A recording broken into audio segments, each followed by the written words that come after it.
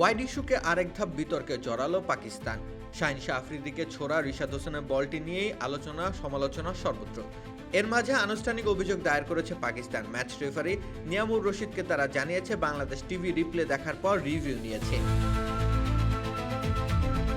2 বলে 12 রানের সমীকরণের মাথায় করা রিশাদের বলটা নানামুখী আলোচনার জন্ম দিয়েছে। শাহিন শাহ আফ্রিদির স্পোর্টসম্যানশিপ নিয়ে প্রশ্ন যেমন উঠেছে, তেমনি লিটন দাস ও নাজমুল হোসেন শান্তর গেম অ্যাওয়ারনেস প্রশংসা কুড়াচ্ছে। সেই সাথে টাইগার অধিনায়ক মেহেদী হাসান মিরাজ সঠিক সিদ্ধান্ত নেওয়ায় বাহবা পাচ্ছেন। এই সব কিছু সম্ভব হয়েছে ফলাফল বাংলাদেশের পক্ষে যাওয়ায়, আর তাতেই যেন রাজ্যের ক্ষোভ জমা হয়েছে পাকিস্তান শিবিরে। ছোটদের সাথে আনন্দের সুযোগ, বড়রাও করে উপভোগ। Multi chips, super crunchy, super fun. বাংলাদেশের রিভিউ নেওয়ার ঘটনায় তো মাঠেই প্রতিবাদ করেছিলেন শাহিন শাহ আফ্রিদি। রাগ ঝাড়তে তিনি ব্যাট দিয়ে মাটিতেও আঘাত করেছিলেন, কিন্তু পাকিস্তান দলের মতে বাংলাদেশ দল নিয়ম বহির্ভূতভাবে সেই রিভিউটি নিয়েছিল।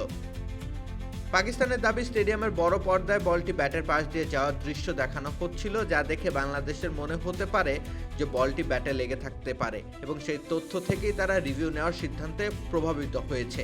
যেহেতু প্রথমেই ওয়াইডের সিদ্ধান্ত জানা হয়, তাই স্বাভাবিকভাবে রিভিউ নেওয়ার প্রশ্নই ওঠে না, নিয়মেও নেই সেটা। এছাড়াও পাকিস্তানের অভিযোগ, বাংলাদেশকে হয়তো নির্ধারিত সর্বোচ্চ 15 সেকেন্ড সময়সীমার বাইরে গিয়েও রিভিউ নেওয়ার সুযোগ দেওয়া হয়েছে। সম্প্রচারে কোনো টাইমার দেখা যায়নি, তাই বাংলাদেশ সময়ের মধ্যে রিভিউ নিয়েছিল কিনা তা স্বাধীনভাবে নিশ্চিত করা সম্ভব হয়নি।